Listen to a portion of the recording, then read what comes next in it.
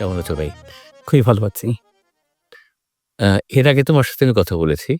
কিন্তু যেটা অভিযোগ করা হয়েছে যে, আমি তোমাকে খুব একটা কথা বলতে দেইনি। অভিযোগটা আমার ছিল না।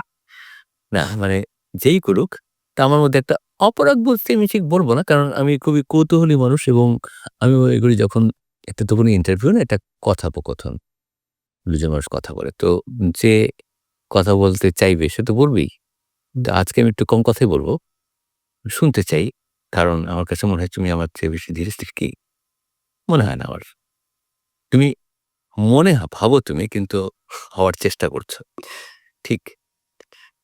সেটা তো যার নিজের স্থির অনুভূতি তো তার নিজের। আরেকজনকে দেখে অনেক সময় বোঝা মুশকিল। না সত্যটা কি? তুমি যে প্রভাবিত করছো সবাইকে, তোমার বিষয়ে তো আমাদের একটু কৌতূহল থাকতেই পারে। না, মানুষের তো দুটো এনার্জিই থাকবে। একটা হচ্ছে তার স্থিরতাও থাকবে, তার আ আরেকটার অস্থিরতা। অস্থিরতাটা আমি বলব না যে তার ভেতরকার অস্থিরতা। বাট আ তার যে স্পিড, সেই স্পিড তো তার থাকবে। তার যদি কাজ করতে হয়, আপনি যেরকম অনেক কাজ করেন। আপনার মধ্যে অনেক স্পিড আছে।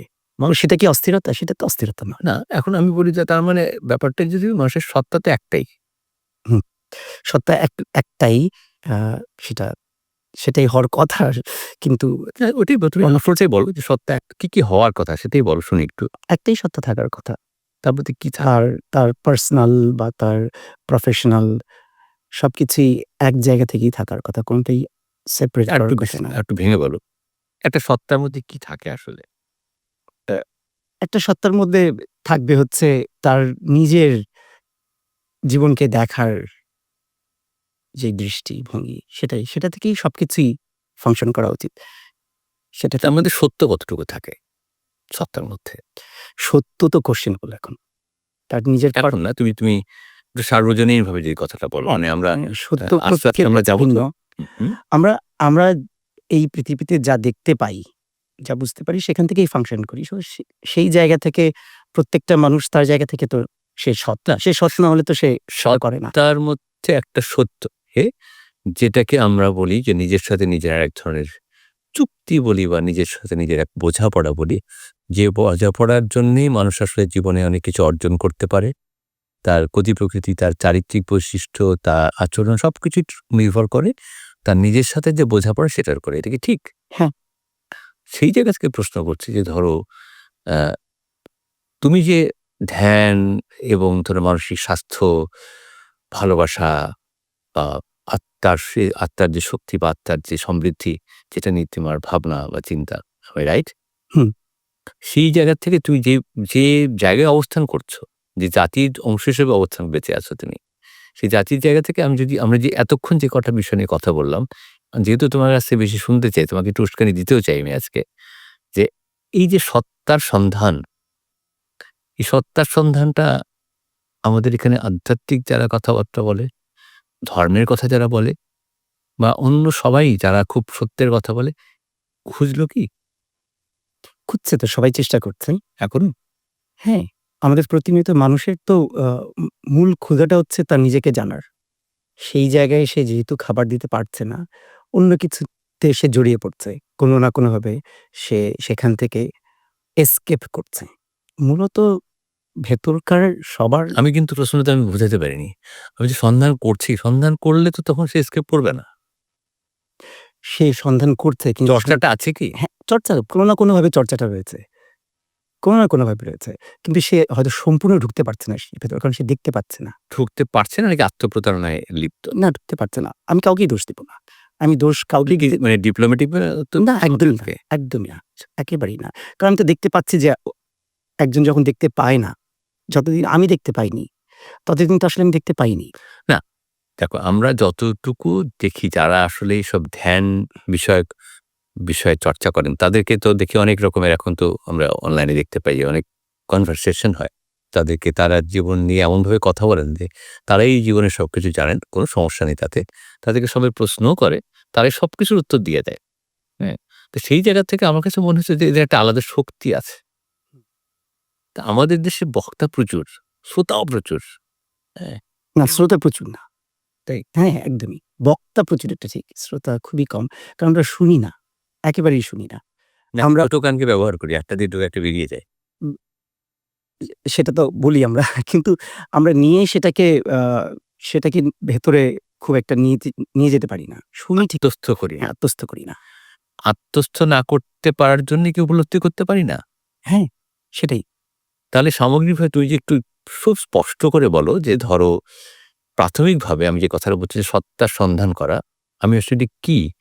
আমি যখন খুঁজবো তখন আমি ভুল ত্রুটি দেখতে পাবো।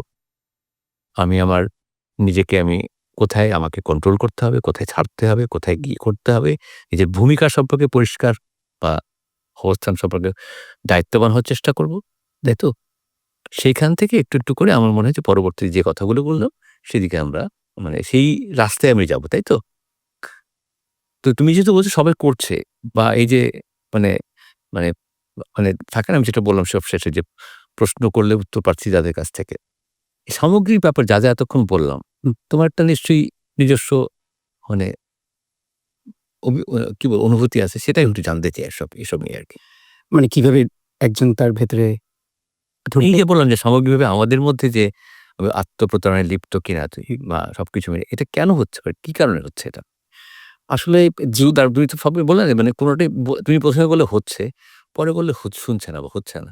তো ২ টা মিলাতে চাই আমি একটু। হ্যাঁ, এ মানে কোনটাই তো আর সম্পূর্ণরূপে অ্যাবসোলিউট কোন কিছুই না। আমি আসলে চাচ্ছিও না। আমি একটু বুঝতে চেষ্টা করছি যে আসলে তোমার যে জায়গা থেকে আমাদের আসলে আমাদের আমি যেটা মনে করি হচ্ছে যে মানুষের আ তো যেই আ উপলব্ধির যেই জায়গাটা, সেই জায়গাটা তো তার যখন চর্চার মধ্যে সে থাকবে তখন সেটা গ্রো করবে। সেই জায়গাটার গ্রো চর্চা মানে কি চর্চা? তার উপলব্ধির জন্য তার নিজের সাথে সময় দেয়া, নিজেকে নিয়ে সময় দেওয়া, দেখতে পাওয়া, কনটেমপ্লেট করা বা পন্ডার করা সবকিছু নিয়ে। আমরা তো সবকিছুর মধ্যে ঢুকে পড়ি। হ্যাঁ, এখন ধরো যে কৃষিজীবী ও কিন্তু জানে যে কখন তাকে কতটুকু পানি দিতে হবে, কতটুকু সার দিতে হবে। হুম, সবটাই জানে। ওকে উপলব্ধি করে বলেই কিন্তু প্রাকৃতিক যে প্রক্রিয়া সেটার মধ্যে সে তার মধ্যে থাকে। হুম, সে নারী-পুরুষ নির্বিশেষে, তাই না? প্রকৃতি তাদের শিখিয়ে দেয় অনেক কিছু। আমরা এখন অনেক কিছু আরোপ করে একটা জায়গায় এসছি। আমরা আজকে শুধুমাত্র ধরো একটু আরবান এরিয়া নিয়েই আরবান পিপল নিয়ে কথা বলি। সেই জায়গাটাতে এসে আমি বলতে চাচ্ছি যে এই যে ধরো তুমি বললে আত্মপ্রতারণা করছে না বা করছে, এতে একটু স্পষ্ট হতে চাই। দুটোই সত্য। দুটো সত্য এইভাবে যে মানুষ চাইলে সে খারাপ হতে পারে না, মূলত। সো সেই মানে জায়গায় চাইলে। হ্যাঁ, মানে সে চাইলেও পারবে না খারাপ হতে বা সে চাইলেও সে বোকা সাজতে পারবে না। সেটা পারপাস এর জায়গা থেকে আলাদা কিন্তু নিজের সাথে। তো মানুষ যখন কেউ আ নিজেরটা দেখতে পায় না, আমরা যখন আইডেন্টিফাই করি সে বোকা দেখতে পাচ্ছে না বা তার উপলব্ধি নেই বা সে খারাপ। আসলে মূলত সে কোথাও না কোথাও আটকে আছে।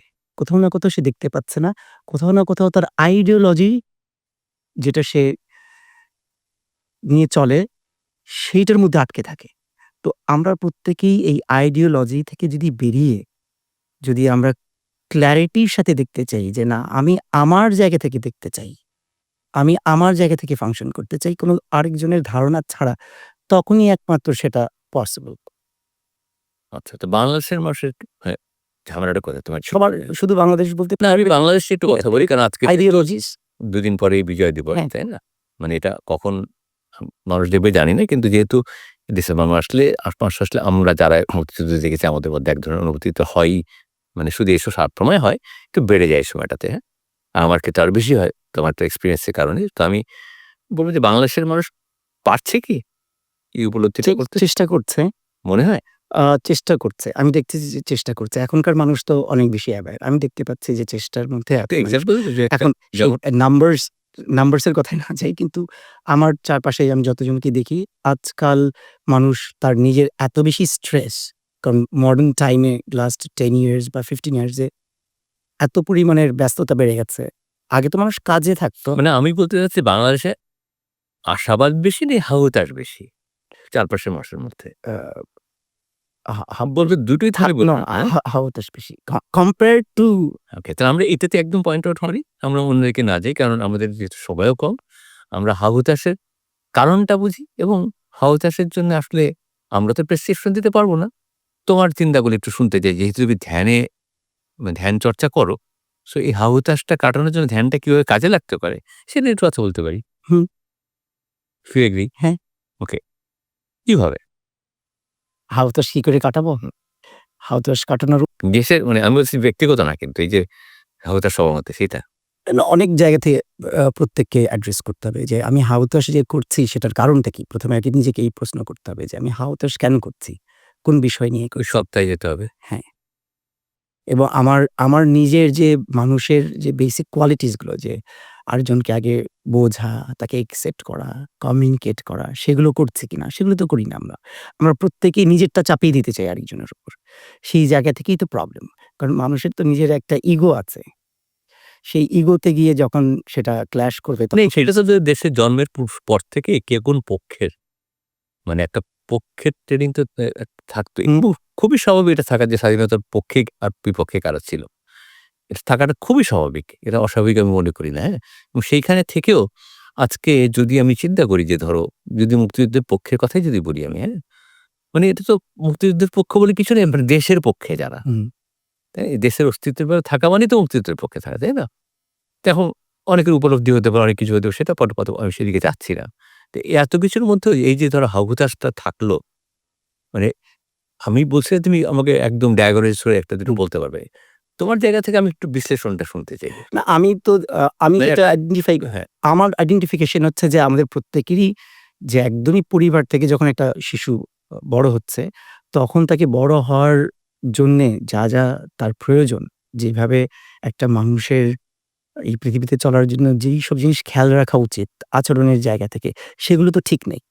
আমার বাবা-মা ১ম এ একটা আসলো। অবশ্যই। তারপরে বাবা-মা, স্কুল, স্কুলের শিক্ষকরা, শিক্ষকরা। তারপরে তারপর হচ্ছে এই বাচ্চাটা যাদের সাথে মিশবে, কাদের সাথে মিশবে? সমাজ। সমাজ। তার তো সেইগুলো যদি ঠিক না হয়, তার তো আচরণগত জায়গা থেকে সে ঠিক থাকবে না। এটাই বাবা-মা, শিক্ষক, সমাজ। এটার উপরে তো কিছু নিয়ন্ত্রণের জন্য কিছু মানুষ দায়িত্ব নেয়। হ্যাঁ। তা এখন তাদের এখন আমরা এমন একটা আ দেশে বাস করি, যেখানে ওই দায়িত্বের জায়গাগুলোতে যারা থাকে, তারা জোরপূর্বক ওই জায়গাগুলো দখল করে।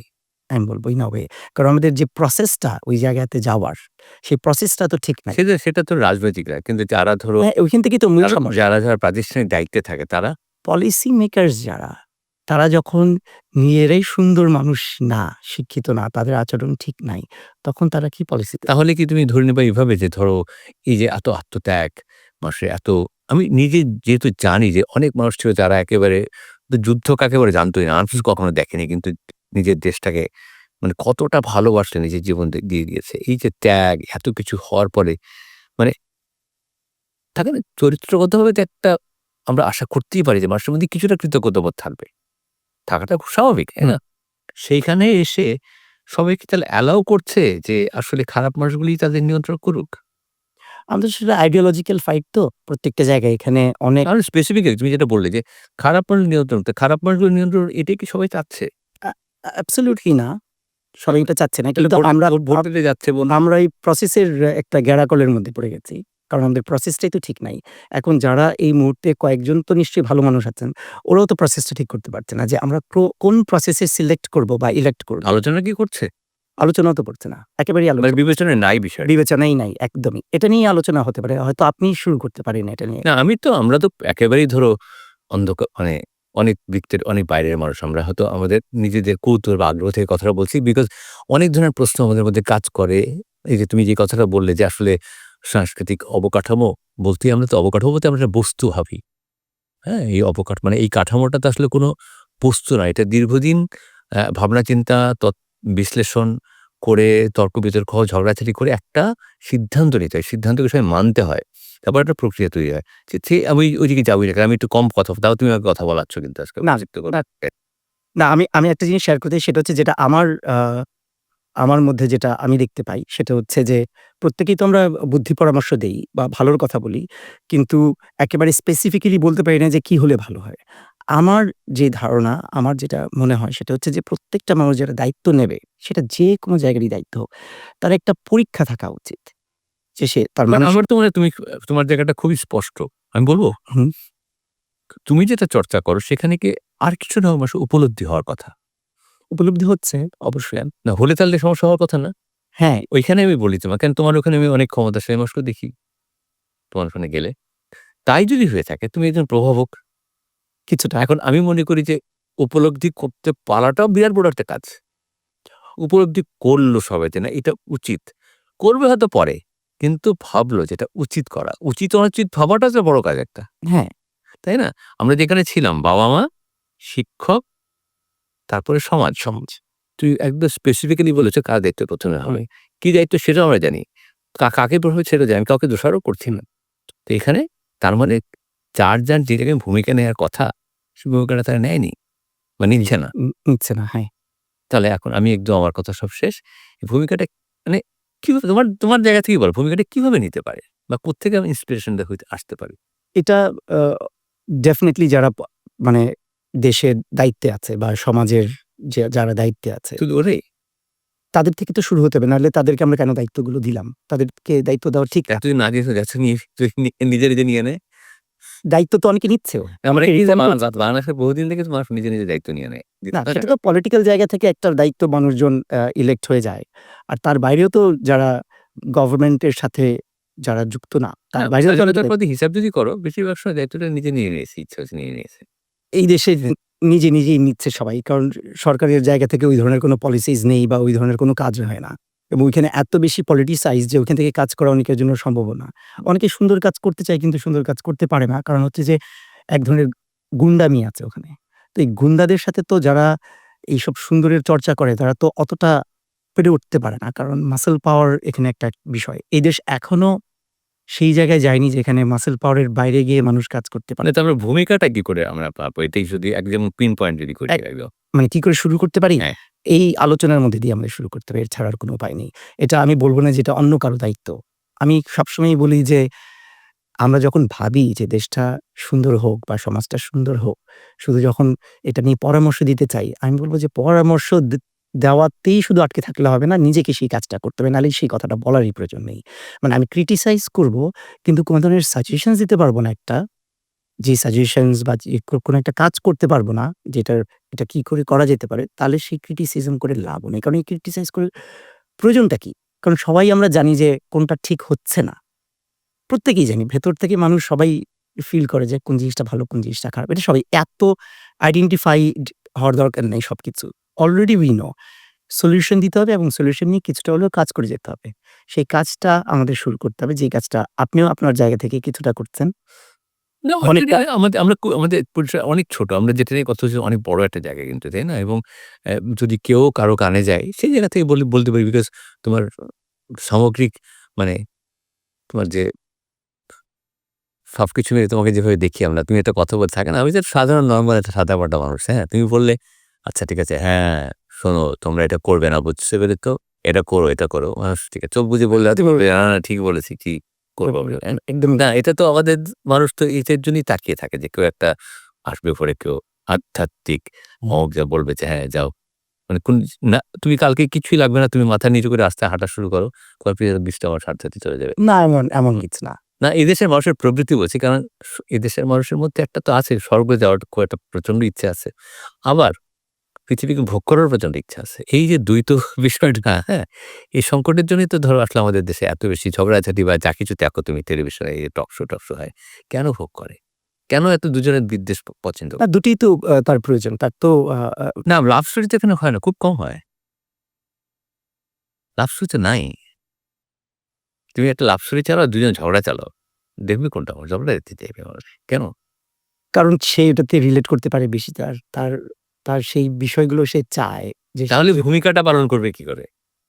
তুমি ভূমিকা যেটা আমরা বলতেই পারি আজকে এখান থেকে শুরু হলো। কিন্তু ভূমিকাটা পালন করবে কি করে? শুরু করতে হবে তার ক্লিনজিং এর জায়গা থেকে। সেজন্যই তো আমার যে কাজগুলো আমি হাউ? যেটা এটা করছি, একটু যদি বলো হাউ? একদমই সাতুরিতে চলে আসতে হবে আমি বলব।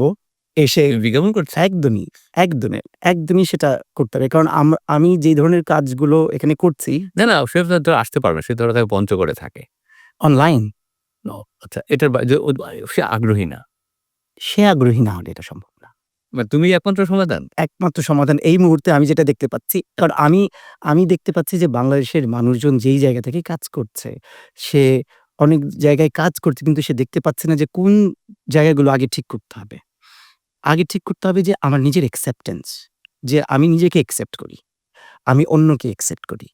সেই জায়গাটা আগে তৈরি করতে হবে। সেই জায়গাটা আগে আসতে হবে। তারপর কাজ শুরু হবে। আমি আগেই যদি শুরু করে এইগুলো তো ধরো আমি বলছি তোমাকে, আমরা যদি মানে অনেকক্ষণ অনেক কিছু নিয়ে কথা বললাম, হুম, একটা বিজ্ঞাপনও মাঝখানে করে ফেললো, সব ঠিক আছে। আমি যেটা বলছি একদম স্পেসিফিক জায়গায় যদি আমরা যাই, যে আমরা কথাটা শুরু করেছিলাম এবং শেষ যেহেতু করবো, যে আমাদের বাবা-মা, শিক্ষক, সমাজ। আর এরপর আসলো ভূমিকা। এই তো? যদি আমি যদি রিলেট করি এবং সেখানে দায়িত্বটা পড়ে আসলো ১ম এ মায়ের। হুম, মায়ের পরে কার? বাবার। বাবার। বাবা-মার পরে কার?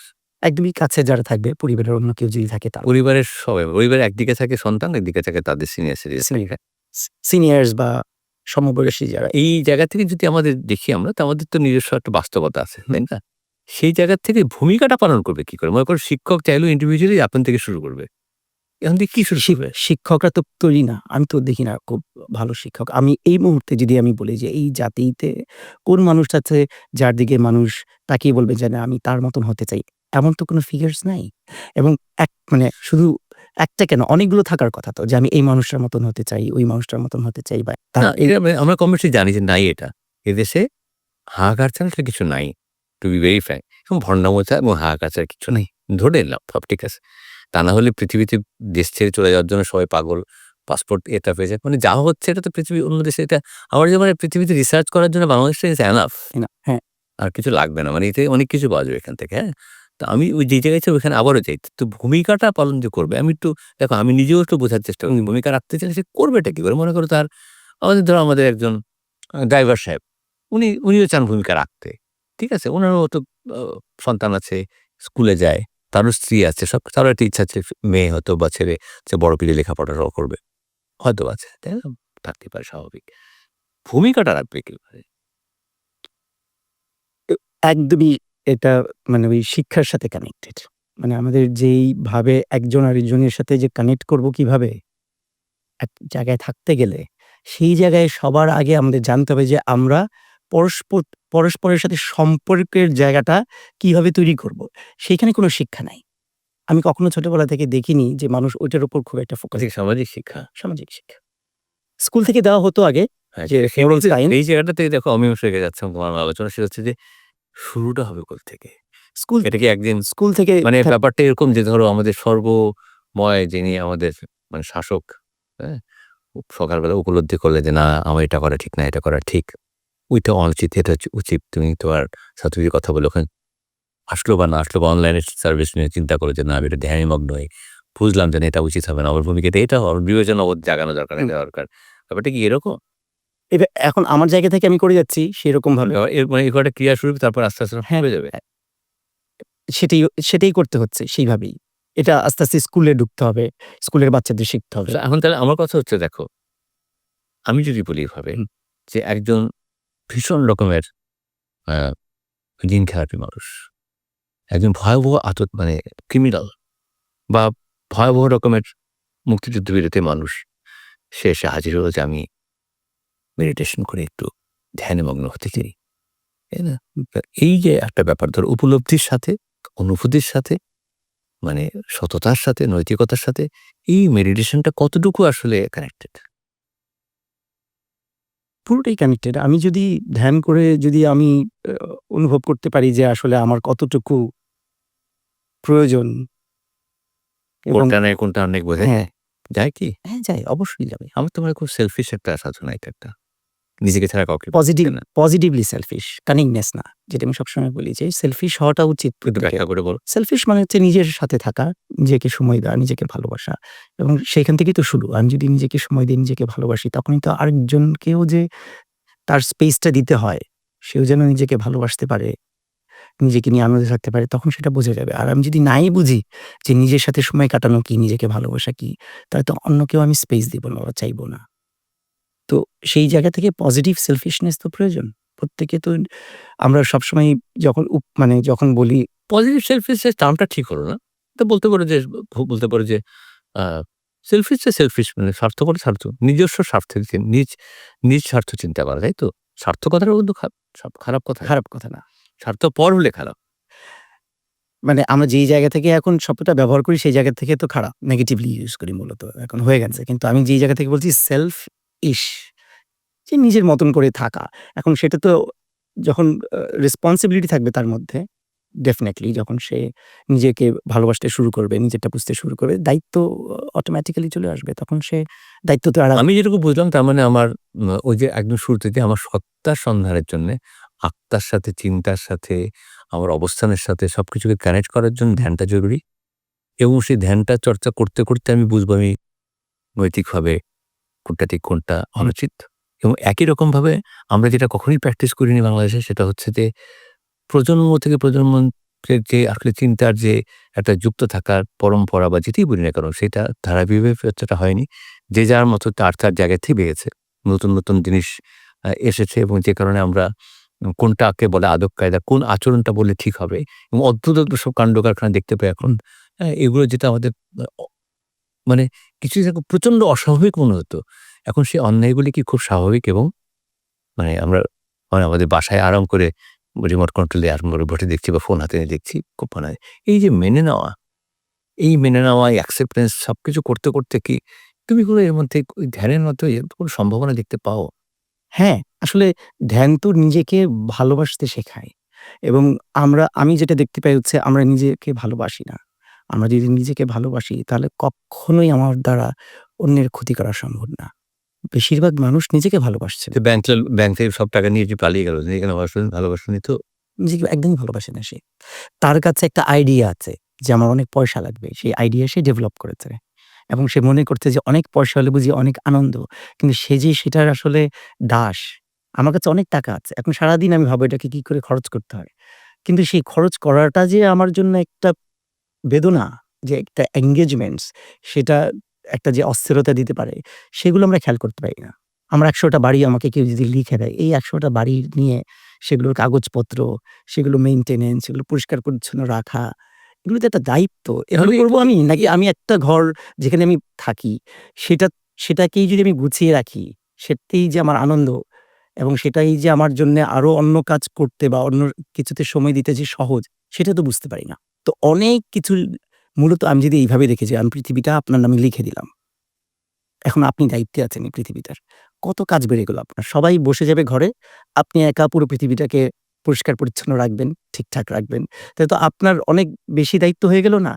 কিন্তু এটা করে আপনি একা আপনার ঘাড়ে যখন নিচ্ছেন, তখন আপনার কতটুকু লাভ হচ্ছে আর অন্যের কতটুকু লাভ হচ্ছে? আইডিওলজিক্যালি চিন্তা করলে এ ধরনের কথাবার্তা বলা যায়। কিন্তু আমি যদি একদম বারবারই আমার মাথায় যেটা আসছে যে আসলে ধরো এই ২ দিন পরে আবার এই দেশের বিজয় দিবস স্বাধীনতার সাথে কানেক্টেড এটা হবে।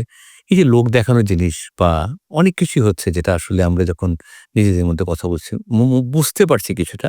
কিন্তু জাতীয় ক্ষেত্রে যখন দেখা যাচ্ছে অনেক, অনেক গলাবাজি অনেক কিছু হলো। অনেক সচেতন মানুষকেও দেখলাম দায়িত্ব নেওয়ার পর সম্পূর্ণ অচেতন হয়ে গেল।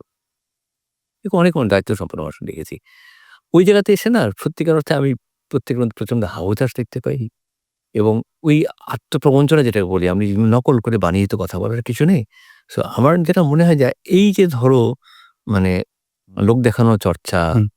এই যে একটা অসত্যের মধ্যে থাকা, এই যে নিজের সত্তাকে না বোঝা, এই যে আমার দায়িত্বটাকে না বুঝে ভূমিকা রাখতে না পারা, এই যে বাবা-মার যে গুরুত্ব সম্পর্ক সবকিছু মিলেমিশে রাখা এবং শিক্ষক প্লাস হচ্ছে সমাজকে নিয়ে না ভাবা। এইটা মানে করছে মানুষ বিচ্ছিন্নভাবে নানান রকমভাবে। কিন্তু একটা আমার মনে হয় যে একটা সময় এসেছে এখন যদি আমরা ভবিষ্যতে যদি দায়িত্ববান হই তাহলে পরে কোন একটা জায়গা থেকে আসলে সুনির্দিষ্ট আসলে আলোচনা হওয়াটা দরকার ছিল হয়তোবা। হুম? কে করবে আমি জানি না। কিন্তু আমার যেহেতু কৌতূহল ছিল যেহেতু মানে তুমি যে ধ্যান চর্চা করো, ধ্যান কতটা সহায়তা করতে পারবে এবং সবশেষে যেটা প্রশ্ন করব তোমাকে আমি যে তুমি যেহেতু ক্ষমতাশালী অনেককে চেনো, কখন কি তুমি এমন উদ্যোগ নেবে যে যারা সত্যিকার অর্থে এইসব ক্ষমতা নিয়ে তারা মেতে থাকেন, এদের ডেকে আর কিছু না হোক তুমি তো যখন ধ্যান করো তখন অনেক কিছুই বলতে পারো তাদেরকে, তাই না? কখনো কি এরকম উদ্যোগ নিবে তুমি মনে হয়? আমার মনে হয় একটা যখন সময় আসবে আ সেটা মানুষ রিসিভ করার, তখন ডেফিনিটলি নেব। আর আমি এমনিতে আ দেশের বা কোনো বাউন্ডারির পক্ষে না। আমি মনে করি যে পুরো প্রকৃতিটার সম্পূর্ণ কিছুই সবার। পুরো পৃথিবীটাই সবার। আমরা লিমিটেড মানুষ না যে শুধু বাংলাটা আমার বা শুধু আমেরিকাটা আমার, এরকম কিছু না। কিন্তু যদি আমরা দেশ হিসেবে ফাংশন করতে চাই, যেহেতু এইভাবে ফাংশন এখন পৃথিবীতে সবাই করছে, যার একটা দেশ থাকে। সেই জায়গায় আমি বলব যে আমাদের বেশিরভাগ এনার্জি চলে যাচ্ছে হচ্ছে কিছু বেসিক জায়গা এখনো সেটেল হয়নি বলে। যেকোনো দেশের কিছু, কিছু জায়গা সেটেলড। সেটা হচ্ছে যে এই দেশটা আমরা মানি কিনা? এই দেশের যে স্বাধীনতাতে যারা ইনভলভ ছিল তাদের আমরা মানি কিনা? তারপর হচ্ছে এই দেশের যে একটা কনস্টিটিউশন সেইটা আমরা সবাই মানি কিনা? সেই জায়গাগুলো যখন আনসেটেল থাকবে তখন এই দেশটা কন্টিনিউয়াসলি একটা পলিটিক্যাল আনরেস্ট এর মধ্যে দিয়ে যাবে। যেটার মধ্যে আমরা সবাই কোনো না কোনোভাবে এফেক্টেড। সেই এফেক্টটা আমি যেটা দেখতে পাচ্ছি সেই এফেক্টটা অনেক লম্বা সময় ধরে চলে আসছে এবং চলবেও। এটার কারণে আমরা প্রত্যেকেই আমরা চাই বা না চাই, এটা যারা পলিটিক্যাল ইন্টারেস্ট নিয়ে শুধু থাকে শুধু তাদের মধ্যে তো আর লিমিটেড না। সবাইকে ইনভলভ করছে। তো কয়েকটা জিনিস সেটেল না হওয়া অব্দি আমার মনে হয় না পৃথিবীতে এমন কোনো দেশ আছে যারা এই ৩ টা জায়গাতে যেটা সবচেয়ে মৌলিক, বেসিক সেই জায়গাতে আনসেটেলড। তো এইটা একটা আনকনশিয়াস এমন একটা ট্র্যাপের মধ্যে আমরা পড়ে গেছি যে either we all have to avoid it, যে আমরা সবাই বাদ দিয়ে দিই।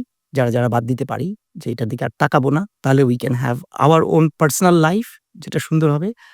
আর যদি আমরা মনে করি যে না, এটা মীমাংসা না অব্দি আমরা আগাতে পারছি না, তাহলে এই জায়গায় একটা মীমাংসা হতে হবে যে আমরা আমাদের কনস্টিটিউশন বা আমাদের দেশ হিসেবে যেই ফরমেশন, যেই সিস্টেম, যে যারা এনেছে যেভাবে এসছে সেটাকে আমরা মানি কি মানি না। এই জায়গায় সেটেল না হওয়া অব্দি আমি দেখতে পাচ্ছি না যে এই দেশ কখনো পলিটিক্যালি একটা স্টেবল জায়গায় যেতে পারবে। এটা সবসময় বাইরের দেশ যারা চায় আনস্টেবল রাখতে, তাদের বেনিফিটের জন্য সবসময় সেটাই করে যাবে।